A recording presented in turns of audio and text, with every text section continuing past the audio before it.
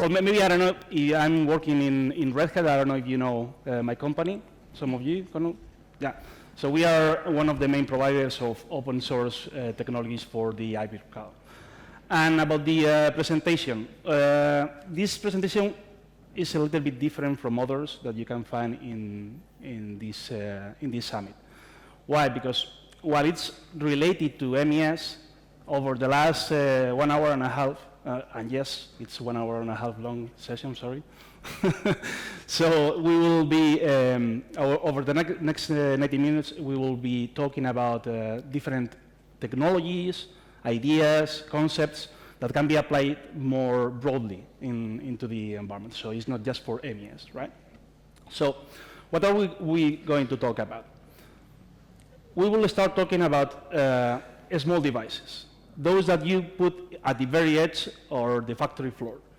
Those devices, as you know, have been getting more and more capabilities mainly because of this transition from the hardware-based solutions to the software-based solutions. So from black boxes to some more generic, where you put different solutions on top of it. We will try to see how to get the most of these devices, making not anymore an independent island. So connected to the central systems as an MES. Of course, we will be reviewing Linux.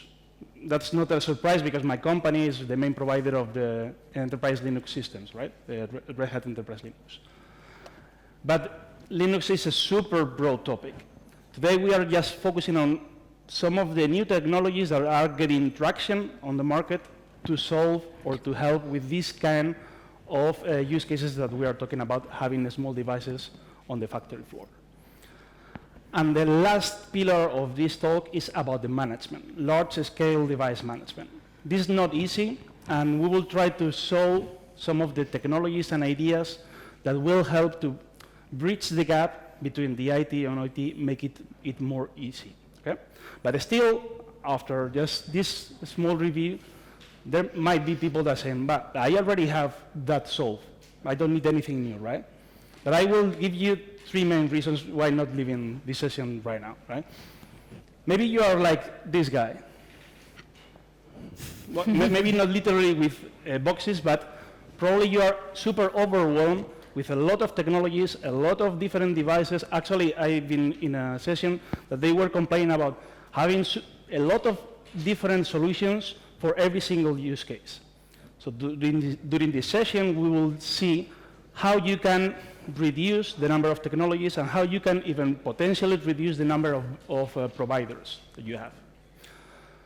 Another promise is for those that have a lot of use cases, and again, with a lot of different black boxes covering each use case. We will see how, using these generic platforms and the technologies that we will show, how you can reuse those devices, no matter if they are VMs, hardware devices with x86 architecture, ARM. If they are new, old, we will see how you can reuse all of them to cover all these use cases. And lastly, for the ones that are trying to build something that is future-proof. So not something that, for example, when you start, you have your own architecture, and someone comes in and say, oh, we need to put a new service in place. Then you feel that it's like putting more weight into this rope that is at its limits, right? It will break. Or for those ones that, okay, I will put it, but maybe I need to reinvent the wheel again. I have to change a lot of things on my architecture in order to make that service available in my environment. We will see how, using the technologies that we will cover today, how including new services on top of the platform won't be that difficult, and how we will maintain the consistency, and how we will maintain the easy management of all the environment, right? I hope that after this quick intro, I didn't spot anyone going up, so we are good to go. So, what is actually the edge? Oh, it's not going up, sorry. I always have to fight a little bit with the clicker. That's something on me. So this is the agenda for today. We will start putting the baseline. So what are the benefits and what are the challenges of using this kind of architecture for these use cases?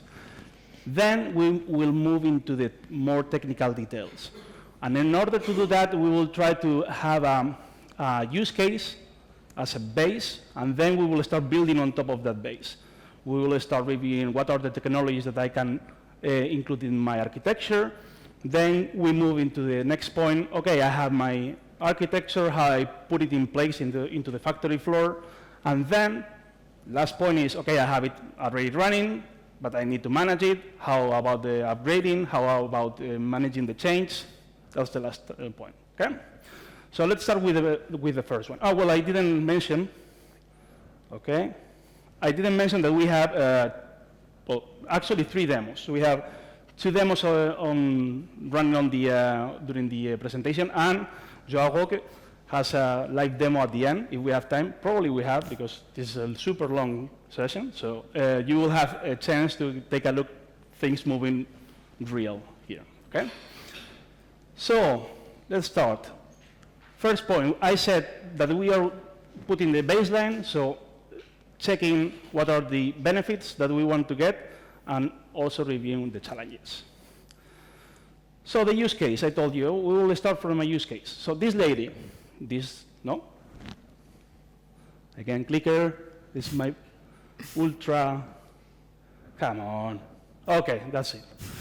So this lady said, oh, we have a lot of different small IoT devices that are providing us service, data, whatever, that are delay sensitive, right?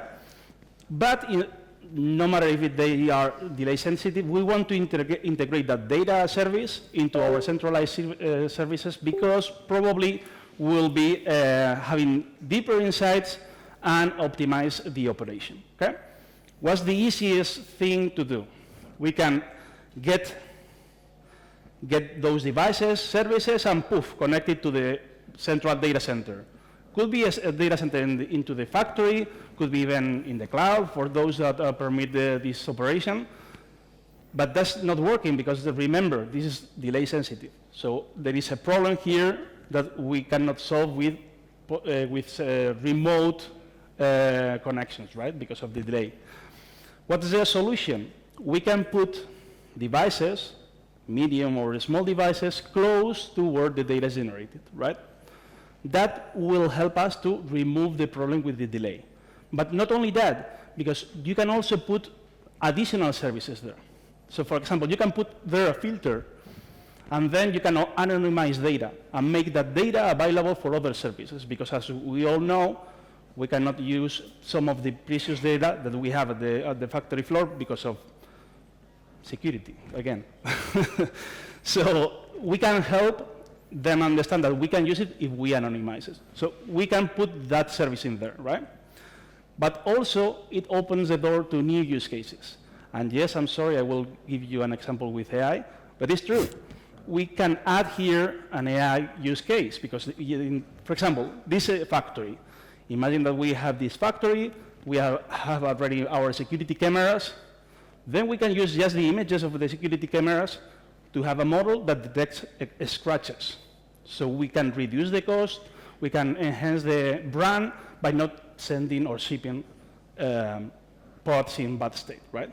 Just because we have a device that can manage these kind of services.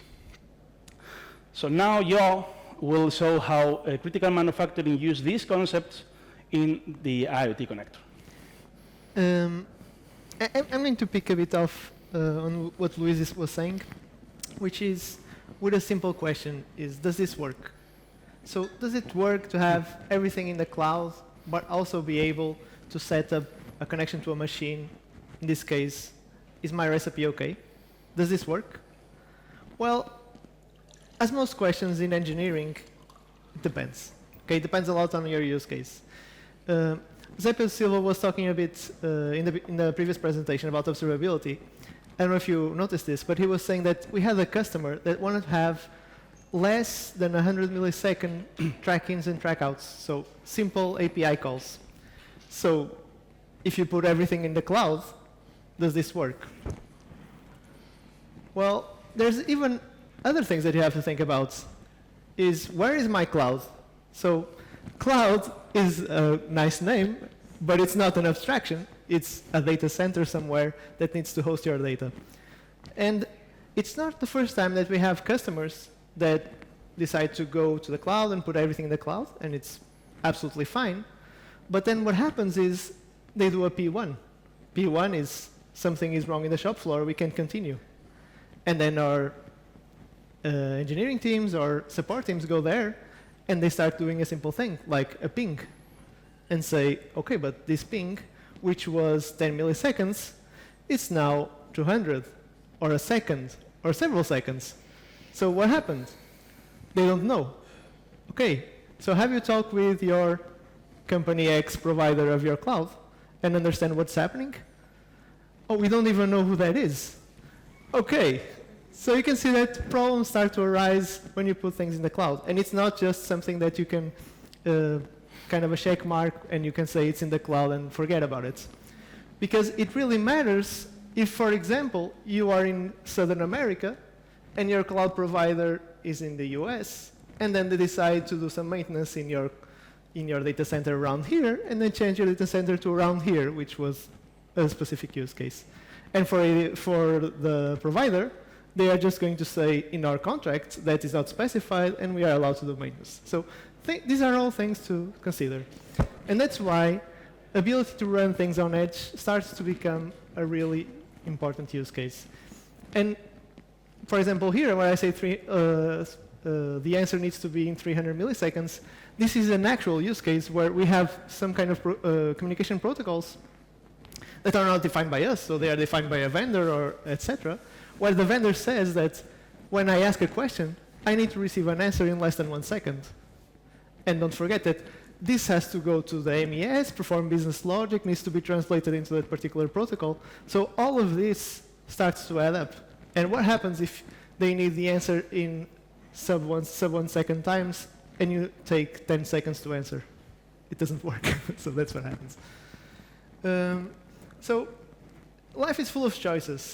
Depends a lot on your context, on what you are doing. So probably if the only thing that you have is a handheld scanner, it doesn't really matter if it's in the cloud or not. But if you are dealing with use cases where you have high volume, high frequency, and time constraints, this becomes a bigger challenge. Oh, so now I transition back to Luis. Yeah, thank you. So we have seen the bright side of the world, right? Benefits. But I'm sorry, but there is also some challenges that we have to take into account, right? These architectures have some unique challenges. One of the first ones that you start thinking about when I told you, oh, we are using small devices, is resource consumption, resource constraints. No matter if we are talking about a VM or a physical device, we want that device to use as less CPU and RAM as possible. Why? Because of multiple reasons, but it's always about this, right? If I have a lot of devices that are using a lot of resources, that means a lot of money, right? That could be even worse if we are talking about physical devices. Why? Because we are talking about the factory floor. Remember that this is not the data center. This is not the cloud. This is just a machine that running behind the desk, right? So we don't have a cooling. We don't have enough power. Probably the connectivity is not good, right? So on the next section, where we will be reviewing some of the technologies that we will be using, we need to bear that in mind. So we need something that is super simple and self-reliant. Self-reliant because it could be semi-disconnected, right? Another challenge that we always face is the management, because managing small devices is not that easy. There are many, it's difficult, right? But the thing is that could be even worse. Why? Because we're talking about deploying things on the factory floor. And probably the people that are managing those devices have a limited or restricted knowledge on IT or OT. So they need to be super simple to manage. That's key, right? And the last one is the security, our preferred topic. So security. Why security is different from the data center or from the cloud? If I have here a device, someone can steal it. Someone can just tamper and check passwords and connect to your systems, right? So there are new threats on security that we need to think about. And that's why we have to think in the next session about how to solve this challenge as well, right? So, about this session, right? About this section. We have seen there are some challenges, but because we want to get some benefits that we have seen. Probably mainly because of the restrictions on the bandwidth, the delay, these kind of things. Okay, so next move into the more technical part of the presentation. Let's start with the architecture.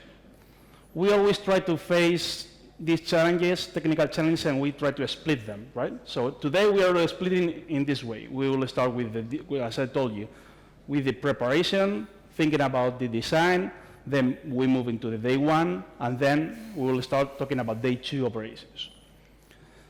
We will in this section, we will review the technologies, and then Joe will bring a review of the IoT connector and these concepts on a real implementation. So, what technologies, what kind of things we need to start thinking about when we plan our architecture? There are a lot of them, okay? Even though we have 90 minutes, we don't have enough time to go through all of them. But that's not the problem, because most of you already know, for example, if using VMs or using bare metal. What are the benefits, drawbacks, right? Or if you are using a single node, or maybe you have a small cluster to provide a little bit more HA. Or if you are using the local disk, or if you are using a distributed environment for your data.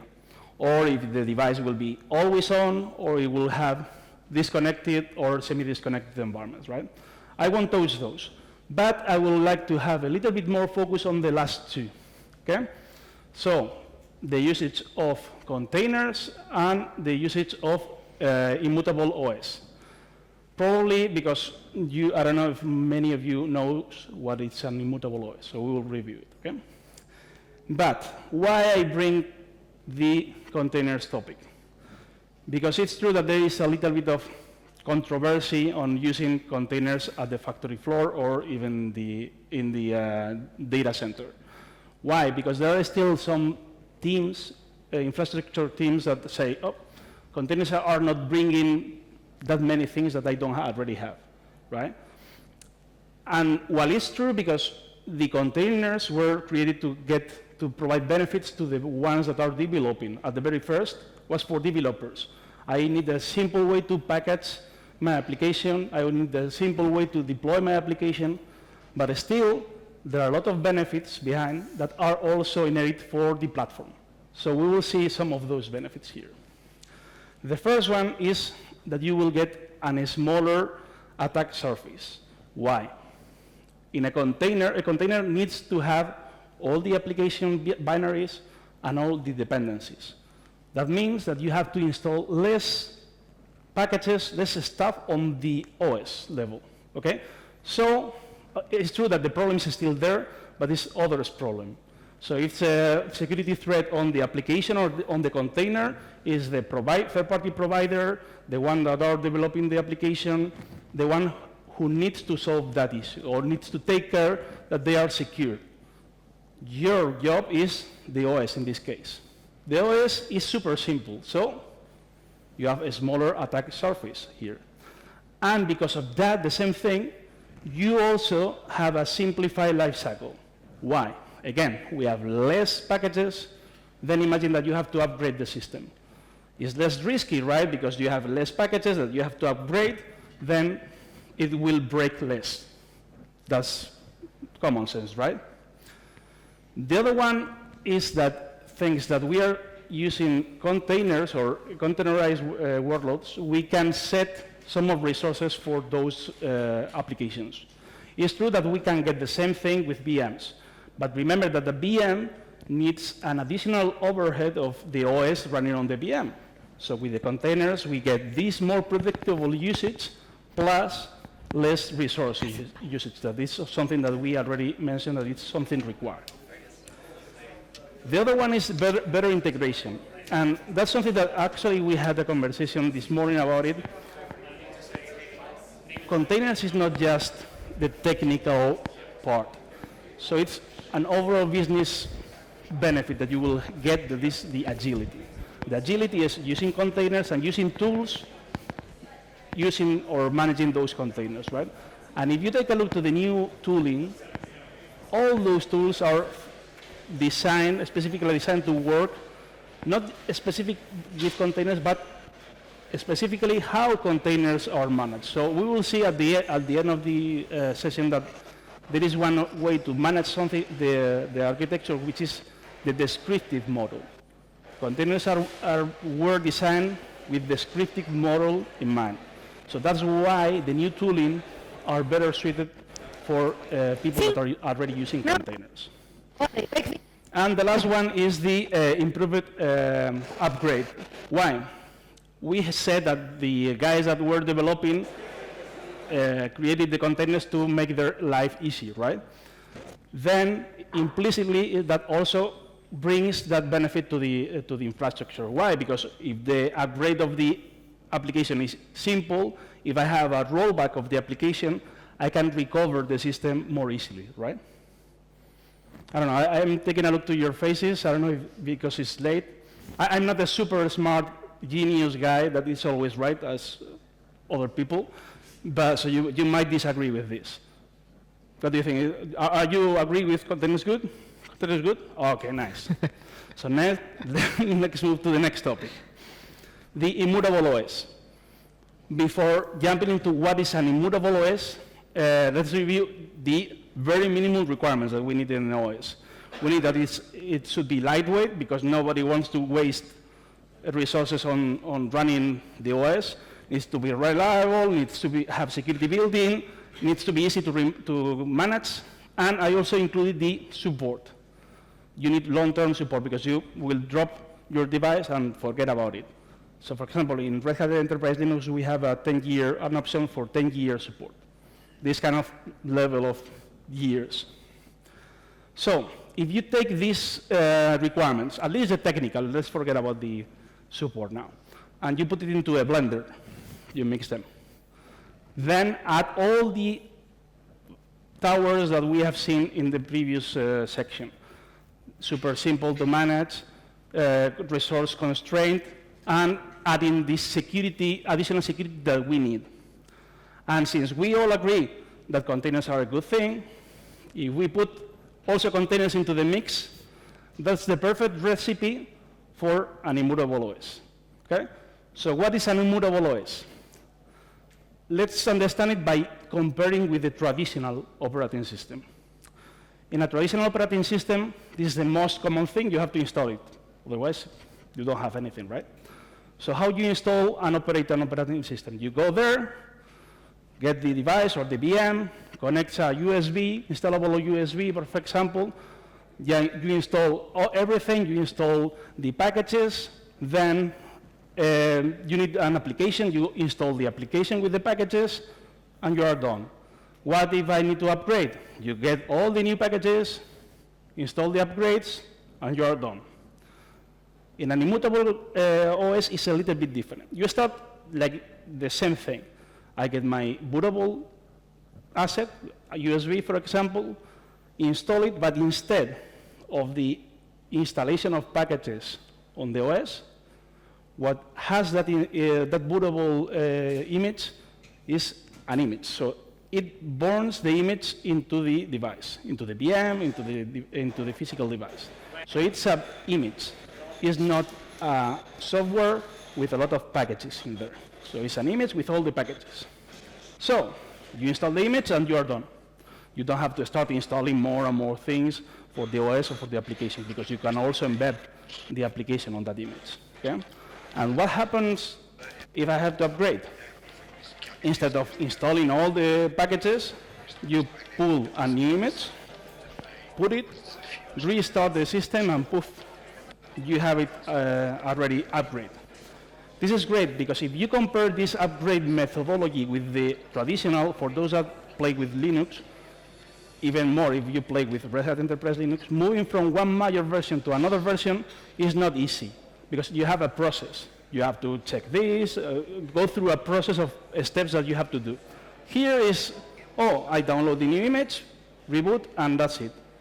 And if it's not working, I can still go back to the previous one, right? That's a nice feature. So this is not something new. So you, in your pockets, you have your smartphones. Your smartphones are working like this. What happens? So I said, my iPhone or my Android, you have a new upgrade. But the upgrade is not upgrading the packages. It downloads new image, and you have to restart the device in order to apply that upgrade, which is a new image. So this actually makes sense because a smartphone is an edge device. So it's the same thing that we are talking here. So here we have two options. Do we use a traditional OS or do we use an immutable OS? With a traditional OS, you have full control, full flexibility. I want this version of this package. I want to download it from here. But with the immutable OS, since we have an image that we can apply across all the devices, we have a great consistency. Because if I have 3 devices and I have to go install a lot of packages, go to the next one, install a lot of packages, or I have a good automation, or for sure you don't have consistency. Maybe one is in one version, another is another version, and that's just with the install. Imagine over the years that you upgrade one in one way, another person install one software that it doesn't, so you lose the consistency. Here, you have a great consistency, which is good for our use case. But you are also including the simplicity. Why? How I perform the upgrade? Press a button, download the image, that's it.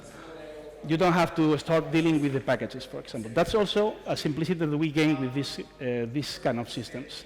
And much more, because you also have new features. I already mentioned one of the biggest one, is the rollback. It's not only rollback, but automatic rollback. Imagine I have my system. I have to perform an upgrade, major upgrade, and I told you that it happened to me. You have your super old SSH configuration file. You upgrade from 8 to 9 specifically. And then in version 9, there are some of the ciphers that are, you cannot use it because of security, against security. So then, your system lose SSH connectivity. Imagine that we are talking about systems that are really being managed from remote. If you lose the SSH, you have to send someone to each place to fix that problem. With the automatic rollback, you upgrade, something fails because you forgot about updating your SSH config file, and then after some times, with your checks that something is wrong, and poof, go back to version 8, where you have access.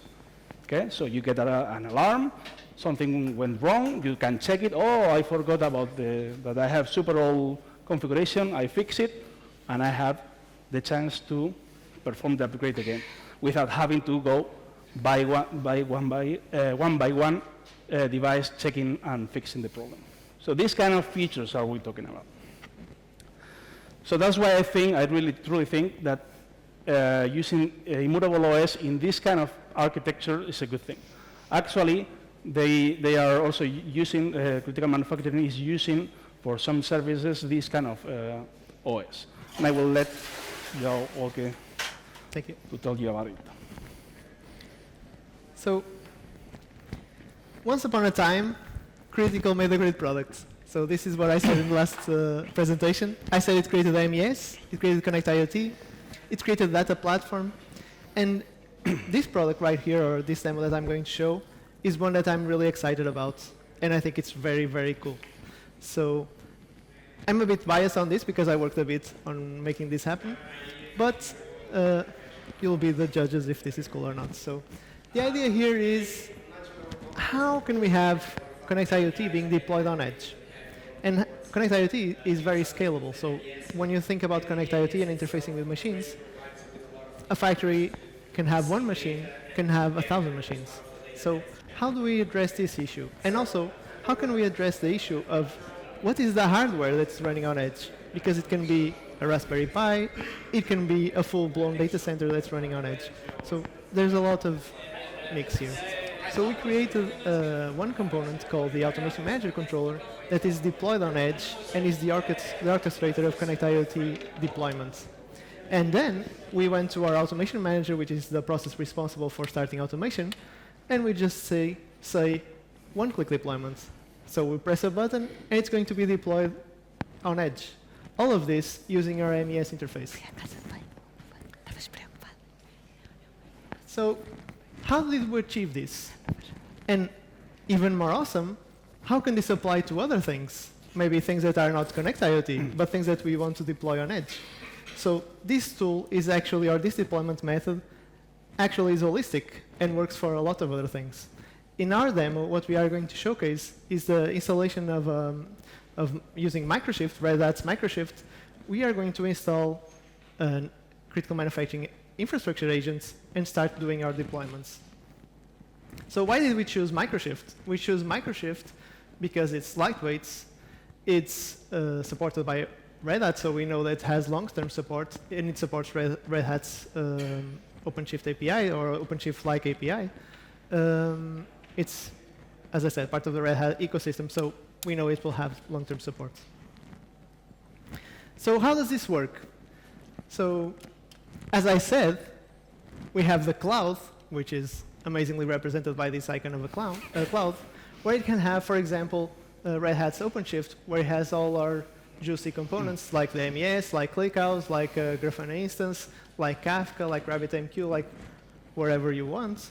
And then we'll have on edge an installation of Microshift with the ability to deploy N managers, so one-to-N managers. And the cool part about this is that not only can you install an instance of the Automation Manager controller, as you can deploy n instances of an Automation Manager inside that Automation Manager controller, and even you can create n instances of automation controllers inside the manager. So we can go really deep on this. Probably in another presentation that will be cool. But for now, keep this in mind that this is highly scalable. Okay, so it's highly scalable for you to be able to do n instances of an orchestrator like the Automation Manager controller, and then n instances of running your Automation Manager. Oh, I will take this one. So summary. I think the first one is the most important, and we all know that there is no silver bullet. So there is no magic reference architecture that fits in all use cases, right? There is no magic, even containers. There is no magic technology that will be applied everywhere, right? It all depends on your specific use case. It's true that some of the technologies that we review can be applied in many, many cases, even containers. So that's why we try to do. So just suggest you technologies that you can use, right? But again, you have to review your own use case. Container is a good thing, we already saw that, and you have learned about the immutable OS, right? Which is something that you need to bear in mind when you start thinking about these use cases where you need a consistency, you need a simplicity inherent. So that's something to explore. And that's a new technology that is getting a lot of traction. Actually, I didn't say why we call it immutable, because the image is a read-only image, right? You cannot touch it. It also improves the security, because I cannot go there and change something over, right? But still I have, for example, I run in an immutable OS in my laptop. I still have my configuration, I still have my files, so there is a part, a small part that is readable, where I can put data. But the main thing, the OS, you cannot touch it. The only thing is, well, actually, you can, but you shouldn't. You have to download the new image, right? That's the immutable OS. Okay. We review the technologies, we review some of the architectures that we could have in mind. Then let's move to the next step. Okay, I know what I want to deploy, but I need to deploy it. I need to put this device into service. That's what we call onboarding. Onboarding is when you get something empty, VM, device, you install all the things there, you integrate with all the systems, install the applications, and get it ready to be used. That's the onboarding. So how we can do that, right?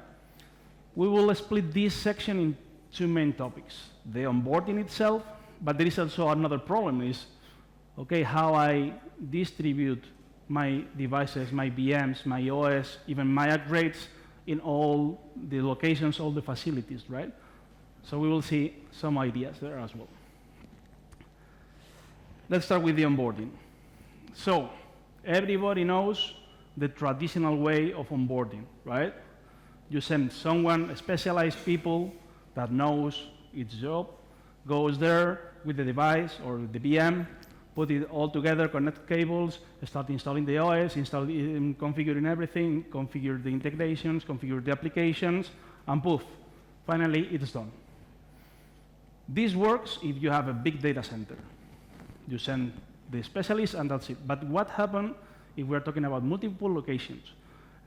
Someone that needs to go into one high mountain to install something, right? This does not work because it's super, super expensive and slow because you have to get the specialists that are not that many and send it over all the places, right? Expensive. How we can avoid that?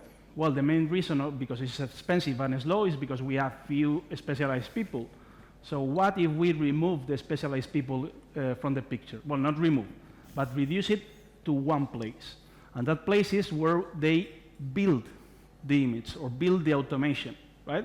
So we can get our devices, we can create our VMs, prepare an automation, that's the specialist, and send that automation or that image.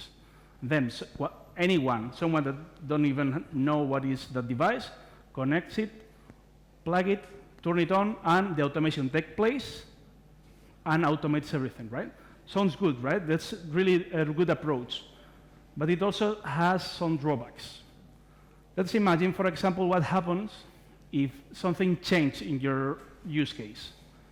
You have to rebuild everything, right? The automation. Imagine that you have a new API that you need to integrate. You need to change the automation. I need a new service. I need to change the automation. So that's a little bit complex. But what worries me is, again, our preferred topic, security. There is a risk here. I told you, someone can install your device. This is not a big data center with a super high security lock. Could be something lying here, right? That's a problem. We cannot put secrets on it. And if we are putting an automation that is integrating our device everywhere, it will need the endpoint, it will need the certificate that connects to whatever service, it needs the SQL password, because otherwise it cannot connect to the SQL. So if I steal that device, I have access to all these secrets. How can I solve this? Well, this is still another architecture, another onboarding method. So the problem is that we are putting too much on the device, on the image, right? So we are putting secrets. We are putting an automation that needs to be changed. So what we do is move the secrets and the automation execution at the end. So I can have a super simple VM, super simple device with a very minimum automation that the only thing that it does when the person that does not know anything about the device turn it on is connect to one place, downloads the automation, and start doing things. Actually, for those that are using critical manufacturing MES, this is the way to go, right? You connect, downloads, and start doing things, right? But for those that are thinking, okay, but this needs to connect to somewhere else. So this needs to be secure. So you need a secret here, right? Otherwise, this configuration won't be secure. And you're right, this is the devil is in the details. So we still need two things that we cannot remove in this approach. The endpoint, so know where to go, and the secret to connect here, right? But still, we have a solution for that. We have two solutions, actually, for it. we have what we call the early enrollment. In early enrollment, we do include the endpoint and the secret to connect there in the image. But instead of putting it in plain text, what we are using is hardware, the TPM of the device or the VM. So the TPM is a place where you can store secrets in a secure way. So we put there the certificate, and we include the endpoint on the device. So we have everything, right? The drawback is that we need to, that secret that connects to that place, to that remote server, needs to be a long time support certificate, so something like 1 year. So if I have my device and I connect it after 9 months, it will be still valid, right? That could, someone could say, oh, but that's not secure enough. Okay, fine. And the other problem is that I'm including the endpoint on the device. So I bind that device to an use case because I'm binding to the endpoint, right? So if I change my mind and say, oh, this device, I will change it and do whatever other thing, I need to rebuild the image there, right? That's the only drawback of early enrollment. The late enrollment, what it does is I don't put anything on the device. The device is completely empty. And what I do is the infrastructure magically inject those secrets and endpoint. How it does, up to you. Could be an automation, could be because if you are running on VMware, you have some scripts. Nobody cares, but the device will be empty. It has the benefit that the device could be reused for whatever use case because you can just change the endpoint and the secret when you are installing, not on the device. But the problem is that you still need this magic piece on the infrastructure that does it for you, right? So, if you are willing to know what critical manufacturing use, Yeah. he will tell you. So, Luis talked about the problems. How do we fix them? So what is our process to address all these issues? So basically the idea here is that critical manufacturing will provide an ISO image with microshift. So we are going to say this is our Mega Super certified image of microshift to run for critical. And what the user will do is he will install our ISO containing microshift. After this, what happens, and this is the cool part, so this is where there's the high-tech part, is our microshift deployments will authenticate in our portal, enroll in a cluster, in what we call infrastructure, create a new infrastructure for this microshift in our DevOps center, and then deploy an agent. So at this time, with an agent, we are able to do new deployments to this infrastructure. So the cool thing here is that imagine that you are doing installations on edge. You'll have an agent that is connected to our DevOps center, and we are able to ping it to know if it exists or not, if it's okay, if it's still available. This connection is also outbound, so we don't have security constraints here. Good. So in this demo, I don't know if it's going to start or not. Okay, I kind of sped this up, but basically this is what I did on my computer. So I asked for an ISO containing microshift, and I did a full-on installation on my machine, just to show that this is very straightforward. So this is also a good way to simplify deployments of an MES, for example, where you provide a very simple microshift image, you can install the ISO, and then you can deploy either, for example, our automation manager controller or apps. So for example, for apps, this is very helpful, where you want to deploy a critical manufacturing app, and the app has a very narrow use case, and you don't need all those resources from having a full-on OpenShift installation. So in this case, what I'm doing is I'm authenticating in our DevOps center, and I'm not going to lie, I sped this up a bit, so it takes some minutes. In this, it should take some seconds. And what I'm doing is I'm creating a new infrastructure. So I'm saying to my DevOps center, which is where we control everything regarding deployments in critical manufacturing, and I'm saying I have a new infrastructure, and I'm going to enroll in that infrastructure. So this is deploying the agent. So you know that I'm not lying, because if someone is in the first row, he knows that says waiting for an agent. It's opening the portal again, and the most important part is we are going to see that it's going to change to green. So you can see right there that it's changed to green. So this is the first part. So we did our installation, we did our enrollment, so it's really ready to go. So what can we do with this? For our use case, what we are doing is installing an automation manager controller. But as I said, for example, for apps, you could install a critical manufacturing app or a set of apps. So you can see here that basically what I'm doing is, or the user is doing is going to the DevOps center. He already has this infrastructure there up and running. And he will say, I want to deploy an automation manager controller to that on-edge device. So in here, what you can see is that on the left side, I don't know if this is running or not.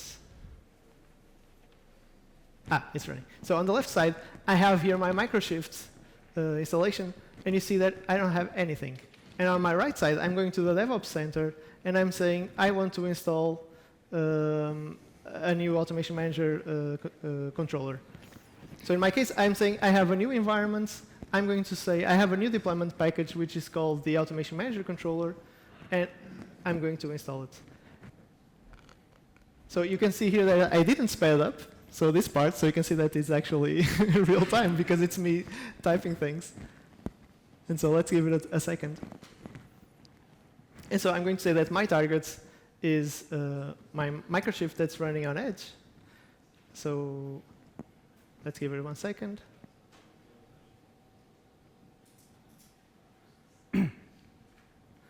This was the part where I was trying to figure out what was the environment that I was going to install this. Because an important part here is that, remember that we need to give information to our on-edge installation of where is the MES. Because when I deploy the Automation Manager controller, it needs to know to what MES should it connect to. So here, what we are saying is we centralize all configuration in our DevOps center. And when we install, we already provide all the configurations that are needed for the Automation Manager controller to be able to run.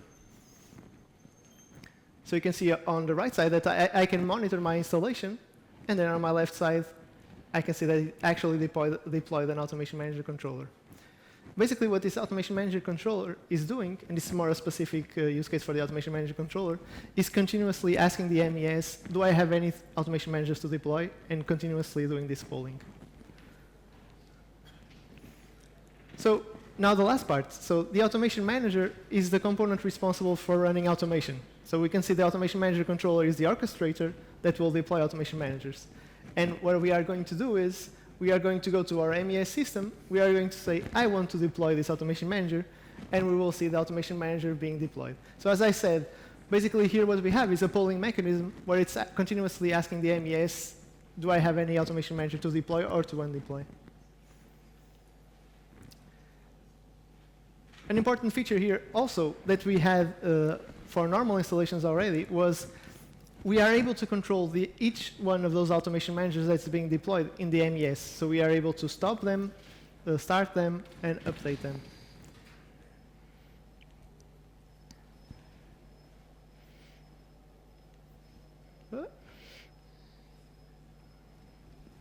Is it starting? Yeah. So you have seen how they are doing this onboarding, right? Even they added an additional step that I didn't tell you, but it's true that there is one human, real human taking action. So these automations are not always completely automatic. So you can onboard the device, and then a human said, okay, deploy this, this, and this. This is part of the automation in this place, right? But it's also part of this onboarding experience, zero-touch provisioning. And the important part is that on Edge, they are able to click on my video, but right here, I'm not able to click on it, that seems.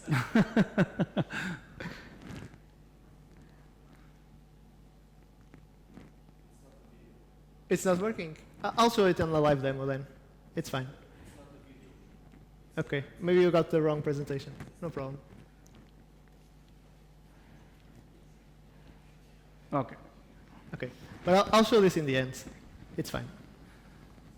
So We have seen how they apply these concepts of onboarding. He introduced some of the concepts for the last part where we talk about the management. For example, this, hey, do you have something for me? But before, remember that we had another problem, right? So we had built a super great architecture, even using containers, using this magic immutable OS, that everything seems to fit nicely, right? But we still, and even we provide a zero-touch provisioning experience, as you have seen. They just open and start the VM, and everything gets installed automatically. You don't have to know anything what is going on there. But still, how you can provision or how you move that VM or that device into the virtualization environment or in the final place. This is the distribution problem. And simplifying it a lot, we can have two options. First option is the one-shot shipping. So I can, remember, this is a VM or a device, right?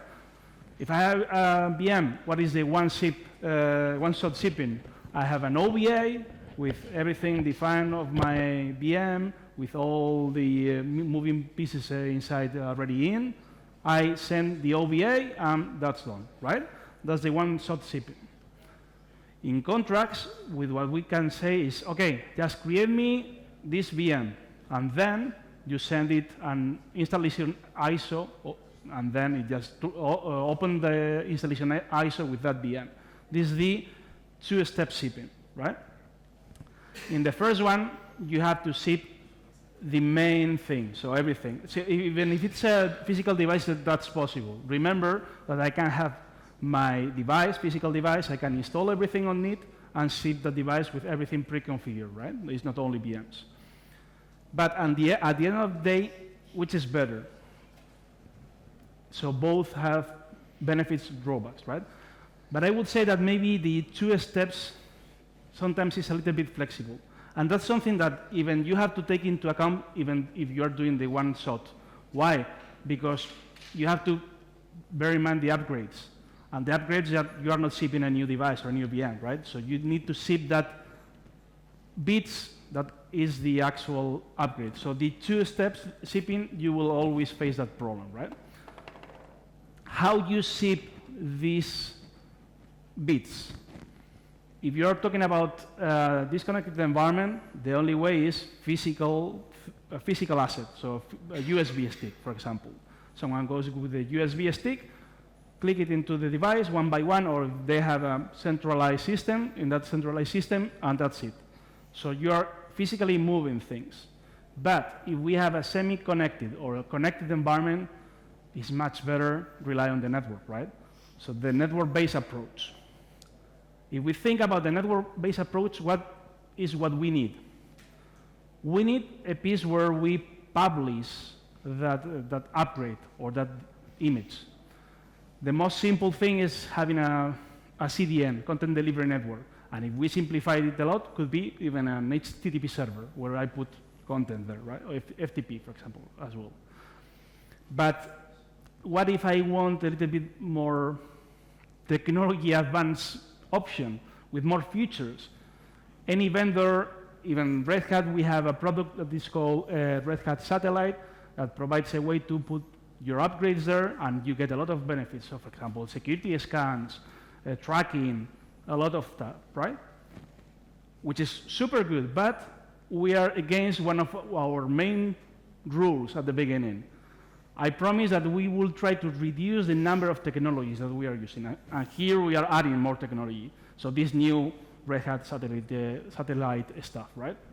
So you need to learn that thing. You need to, how we can introduce a way to distribute our operating system without introducing much more complexity, but not being as simple as an HTTP server. So I need more features, right? I don't want to have an HTTP server with all my content.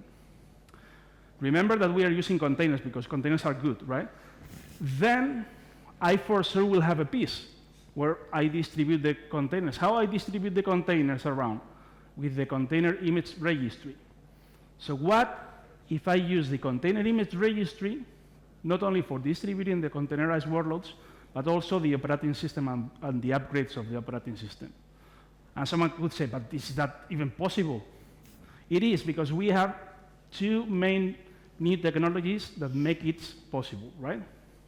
The first one is the bootable container topic. So what is a bootable container? Well, let's go back. What is a container? A container, we have the application and all the base image, which is all the software that it needs to run, right? All the dependencies. But still, even though they are containerized, isolated, still they are using one same piece of the host, which is the kernel. The kernel is not contained in the container. It's using the host kernel, right? It's not unsecure, but that's something that you need to bear in mind. But some smart guys said, okay, but you still rely on the host kernel. I have a big host, and this kernel is not fully compliant with what I need. I need to have a different host. Oh, let's put the kernel piece also in the container image. And they do the magic with the development, and poof, they created this concept of bootable container, where we have not only the application and the dependencies, but also the kernel inside, okay? So if you take a look at this, you can say, okay, we have the full stack, right? The full stack of our OS. We have the applications, dependencies, and the kernel. So we are done, right? Not yet, right? Because still we have the operating system in the container registry.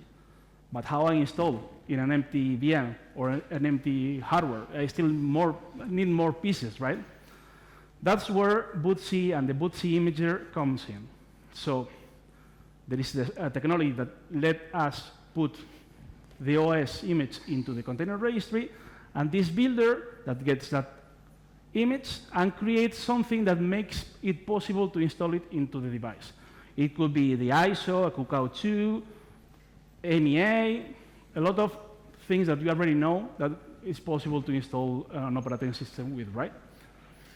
And this bootc thing is one of the main technologies that is required to put an OS in a container registry. That's why sometimes we refer to this kind of distribution model with bootc images. You will see it a lot, bootc images, because bootc is this part that makes possible to create this. I can draw back if you I can take a picture. But this bootc thing is the one that it takes the image, creates the asset, but also the one that is taking the image and apply the upgrade. Because the image is a lot of things. So here we have a super simplified view, but for example, you see that we have the bootloader, we have the systemd drivers, a lot of things. That bootc gets the image and perform the upgrade, right? So we have the bootable containers and bootc. Those technologies will be able to reduce the technologies that you use, because we are reusing the container image registry, which has some benefits, because in an advanced modern container registry, you have advanced features. For example, I can have my image and I can be scanning this image for security threats. I have a mirror, probably. That container registry probably allows you to mirror the images. You don't have to build anything on an HTTPS or FTP that mirrors anything. You already have it. And what if I sign this image? With containers, it's quite common for developers to say, this is my container, not your container. I sign it, and you are completely sure that this is developed by me, right? You can do the same thing with your devices. I can sign my device, so when you put it into somewhere, you know that nobody changed anything on that OS. That's also possible here. And it also has some benefits, because imagine that we have a partner, we do, that is putting things on top of our base OS. Containers are based on layers, right? So we can have our base image, and our partner could put their software stack on top. And there is a clear separation of, okay, this is on the base image, it's Red Hat, this is on the other layer, this is the vendor. So it's a quite clear split of responsibilities here. So, onboarding challenge will always, that's something that you will always face. We will try to make it zero-touch provisioning. So, no touch during the installation process. There are multiple ways of doing it. We have seen an example where you embed certain secrets and gets the whole automation as a second step. We also have seen how we can distribute the images without including new technologies, but also getting the benefits of something that is already there if you're using containers, which is the container image registry, and also something that is gaining a lot of traction, this bootable container-based OS. So, are we good with this part? Then let's move to the last part, which is the day 2 operations, the management. Okay? We will see some ideas and concepts that are applied into the management of not only devices, but any kind of IT, OT system, right? Let's start with one of the main topics here, declarative management versus imperative. And in order to explain it a little bit more, I will try to use this analogy. So imagine that you are at the hotel, and you say, okay, I need to go to the venue where the MES Summit is running. I go to one guy, say, okay, how can I go to the MES Summit? And then that person knows where it is, gets our phone, go to Google Maps, put it there, poof, poof, poof, there you go. Then you are sure that you follow those instructions and you will be here, right? That's what we could call it declarative navigation, let's say, right? We have another option. We approach another person. Oh, how can I go to the MES Summit? And the person said, okay, yeah, where is it? Oh, okay, you have to go left, straight, right. Okay, you follow the rules, and poof, you are here, right? This is what we call imperative navigation in this case. The main difference is that the first one is based on what? What do you want to do? I want to go to the MES Summit. I don't care about how to do. I want to go there. Okay. The second one focus on what? You should turn left, right, straight, right? That's the main difference. And how does it apply to management? Well, imagine that, I don't know, for example, you want to configure SSH again. I can have a system that is a magic system that has some automation and said, I want SSH enabled. And that's it. It poof, poof, poof, poof, that's its magic, and poof, you have SSH. Or I have another automation where, in the other way, the imperative configuration is, I want SSH enabled. So, okay, system, go to the SSHD config, change this parameter. Go to the firewall, open this port, and then restart the services. I focus on how to enable SSH, not in what I want, right? The most common so far is the imperative. That's what you probably have been doing over the last ever, right? But in the latest years, it's getting more and more traction, the declarative way of doing things. Why? It has some benefits. Both have their benefits. What is better? Which is better? Well, we will see. But we have some benefits on the declarative mode because it's super simple. I just say what I want to do, and the system does it for me, right? It also, you also have a better idempotency, right? Because if I state what I want, that end state is what I will have, no matter the steps that I do. So it will be always like this. And since it should be or must be always like this, probably that system also has a built-in capability for auto-drift correction. Because if I want this to be in this way, if it's another way, my system needs to put it again in the right way, right?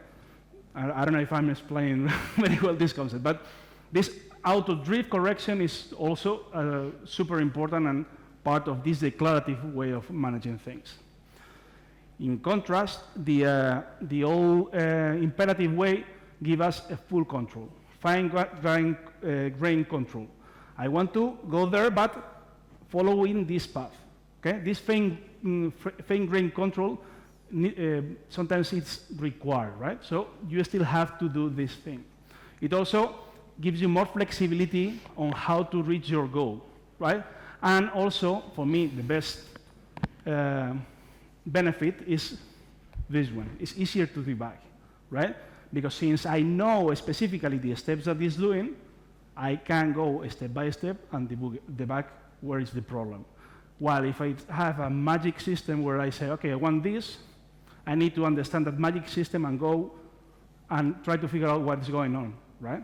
That's the only difference, that you have benefits in both ways. So what should you apply in our use case? I would say both.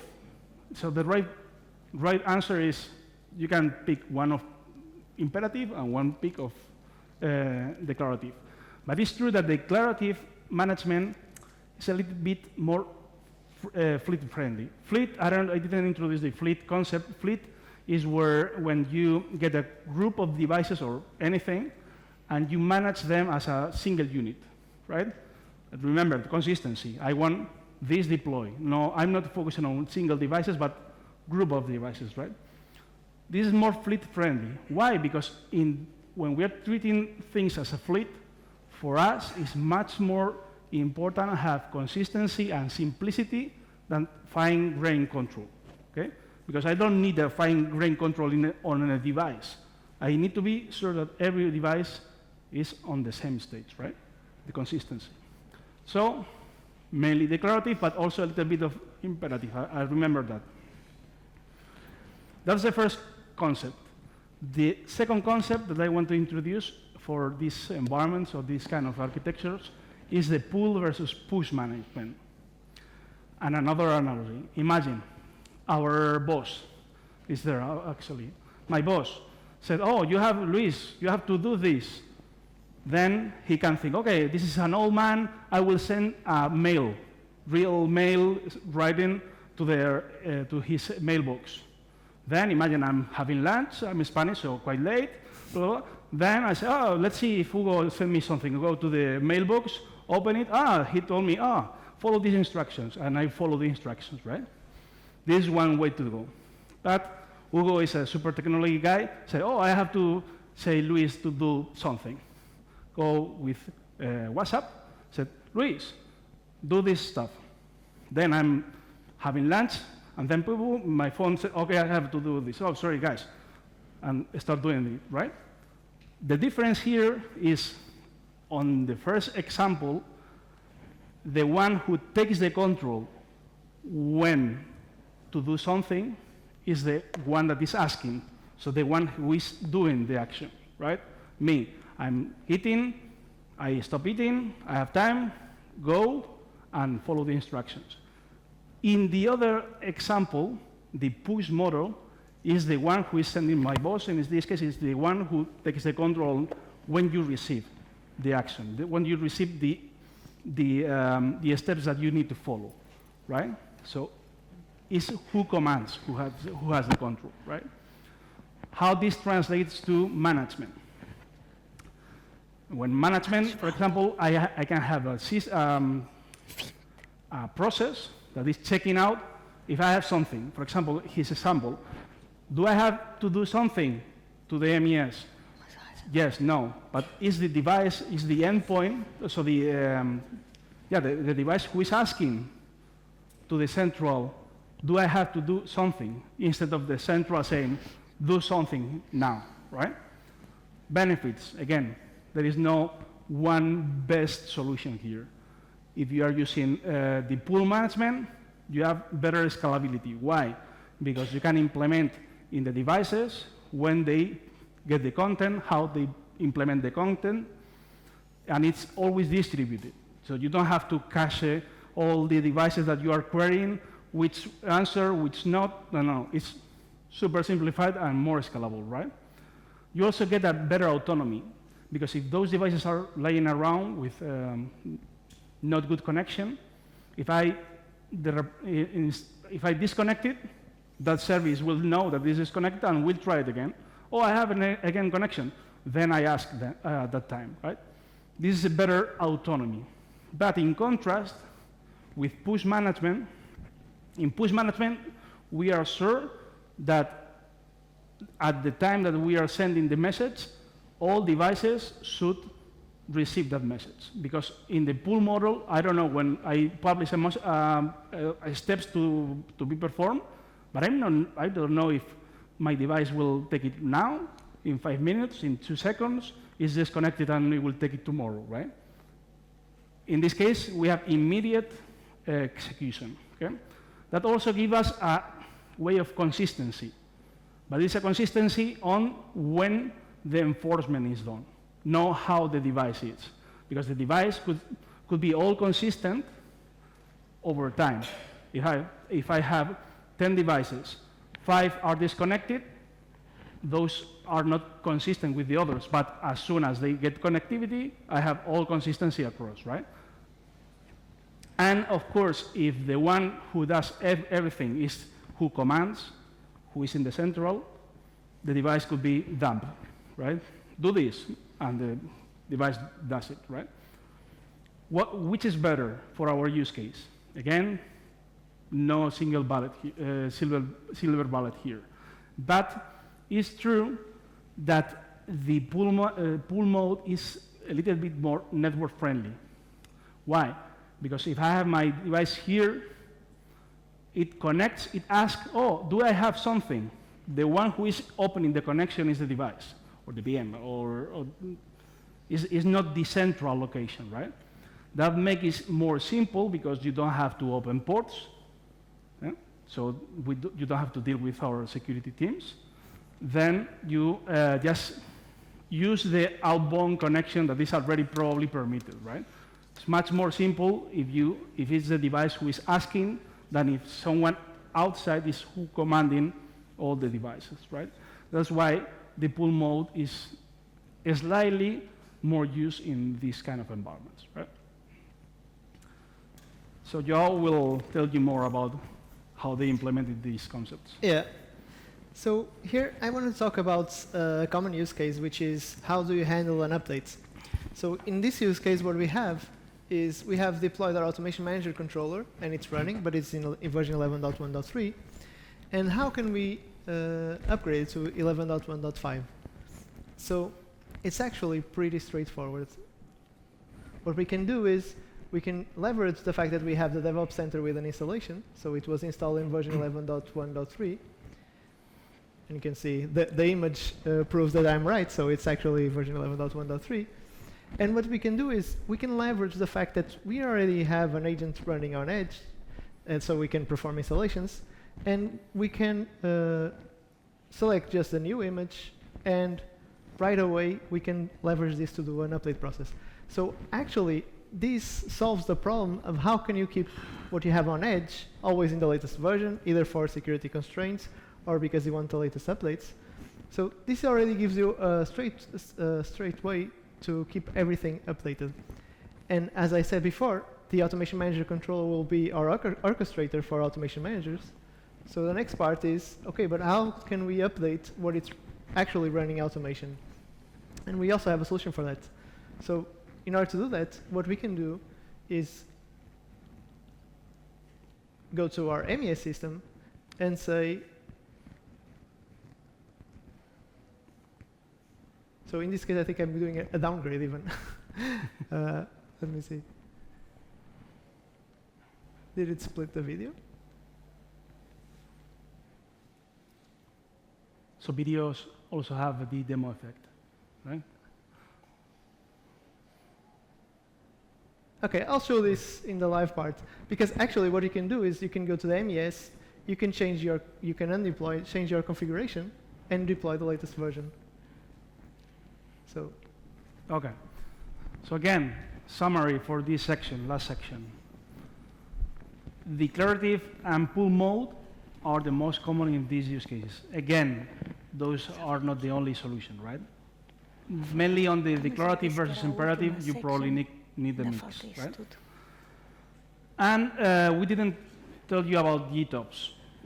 You will, instead of declarative mode or declarative management, you will heard, okay, GitOps is a good thing. GitOps is not more than a declarative way of managing. The only difference, well, the only aspect is that the descriptor, so where you put what you want, is a file that is put into a source code repository as Git, right? This is GitOps, but this is declarative management. And this is something that also fits very well with our use case, as we have seen. So we just have 15 minutes, so I will rush a little bit. We have seen benefits and challenges, how we can choose our technologies. We have seen some new ideas, new technologies that are getting more traction over time that are giving us some benefits for these use cases. We also discussed one of or two of the main problems in day two operations, how I onboard and how I distribute my systems. We have seen that we can reuse technologies as a container image registry to also distribute the OS, which also are reducing the technology's use, and it's giving us a lot of benefits, a lot of features. And finally, we review some of the concepts through these analogies with the pull versus push model management and the declarative versus imperative, right? So we went through all these, I don't know, 1 hour and 15 minutes, and I still didn't tell you what my company offers. So I have to, just give me one slide, right? So you have seen, well, my company is mainly known by two products, two big architecture products, which RHEL, Red Hat Enterprise Linux, is a Linux system, and Red Hat OpenShift, which is a Kubernetes distribution that we have. We also used to partner with other companies like Critical Manufacturing, and we always try to have two pillars with our partners. We are into openness, and we help with integration, right? For example, we have seen how they are using Red Hat Device Edge, which is a flavor of Red Hat Linux system, plus Microshift. With Microshift is like a lightweight Kubernetes option that we have, lightweight Red Hat OpenShift. And of course, as I told you at the beginning, all these technologies could not only be applied into the MES concept, but also in any other environment. So maybe you have the chance to decide, as Kritika said, I will get your infrastructure pieces and I will integrate with my management, like they are doing, or maybe you want a more streamlined solution with both the devices plus the management. For example, for management, we have a product which is based on Ansible, Red Hat Ansible automation platform, or also another one that is more based on the descriptive way of managing, which is the Red Hat Edge Manager, right? Done. In any case, if you want to do one or the other, we will be very happy to help you. So, remember this picture, right? I did 3 promises at the beginning. Let's see if I fulfill them. I promise you that I will give you some ideas to try to reduce the number of technologies and the number of vendors that you will need for the same use cases. We have seen, for example, the technologies, the last example with the bootable containers using the container registry, but we also have seen how critical now is able to down their services right to the factory floor. So they are providing advanced services that you don't need to cover with other black box, small vendor, right? So I think this is done. The second one is about having a lot of use cases with a lot of different devices that you need to manage or handle independently because of the restrictions of their technology. We have seen how we can use more general systems where we use open technologies like Red Hat Enterprise Linux, and we can put there, or we can accommodate those devices to put different services on top of it, right? So no matter if it's containerized or not containerized, we can put those services in the same general purpose devices, VMs, physical devices. So that's done, right? And the last one was for those that needs to add more services and they are scared because they need to change all the things over their architecture, or where they feel that if they add more pieces on top of that, it will explode, right? We have seen some of the concepts, how we can manage systems to keep the consistency through this declarative way of doing things. And we have seen how we can add more services through these concepts and these technologies without being worried to break consistency, for example. So I think we also have done that one. And since we only have 10 minutes, we would like to get some... Can I have the screen? Just give me 1 second. Just one last thought that I want to share with you. That's something also that is aligned with some of the keynotes that I've seen this morning. So this is something that the chief engineer of the post office said some time ago. Oh, I don't know if you... It was too soon. Well, he said, I will read out the thing. He said, remember, the chief engineer of the post office, the Americans have need of the telephone, but we don't know. We have plenty of messenger boys. So this seems to be funny, right? It's like a joke today.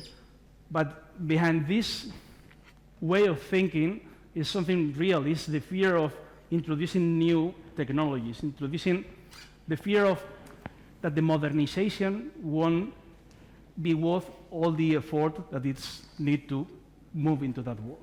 So please, please, please, don't be this Sir William, this guy, right? Try to embrace all the modernization that you have seen over this summit, right? And try to get the benefits out of it. Thank you. Thank you. So now I'm going to redeem myself because I have everything here running.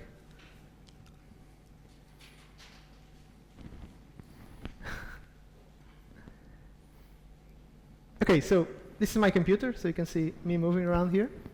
And what I have on the left is actually an installation that I did with my DevOps Center where I installed an Automation Manager controller. So it's running right here. And on the right side, what you see is my Automation Manager. And one important thing that it has, you can see that the deployment mode, it's called automatic deploy.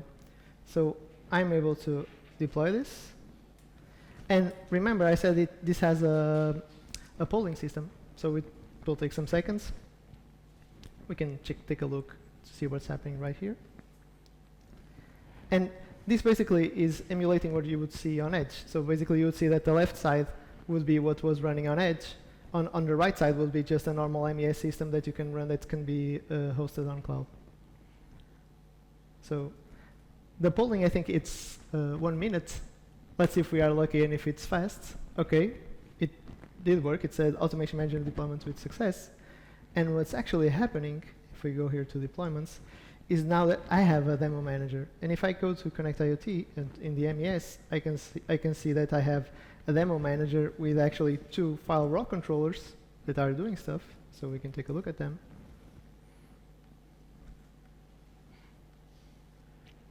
And so maybe it's a bit small for you, but actually they are running and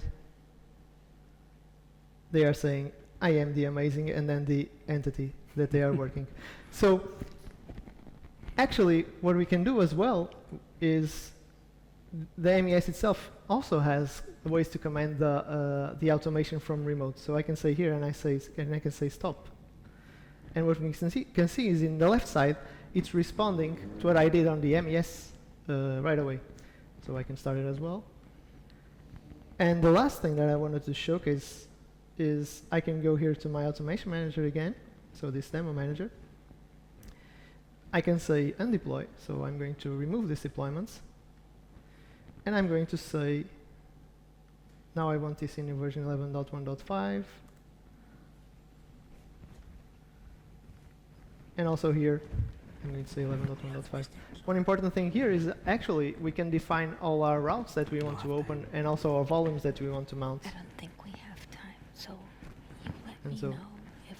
let's give it a bit of time because this is polling. To make the questions during the cocktail hour, or if make them here. Yes, What do you think? this is a problem with pull and push, right? Because with pull we actually need this to... Ask to run deploy. So let's give it a bit of a second.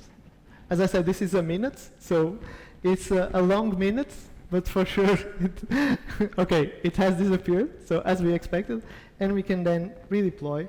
And now when we redeploy, actually the version that will be there is version 11.1.5. So we kind of mix match between what is more infrastructure, which is managed by the DevOps Center, and what is more business oriented or oriented to actually what we want to run in reality. So right now you can see that in our DevOps Center we deployed the Automation Manager controller, and in the MES we deploy the Automation Manager. And we could deploy this one or several other instances of this. So we now need to wait 1 minute for it to redeploy. But basically, this is the idea that I wanted to showcase. So we have our DevOps Center deploys an agent, the agent connects to the DevOps Center, and from then on, all bets are off and we can deploy everything on edge. So that's it from my side.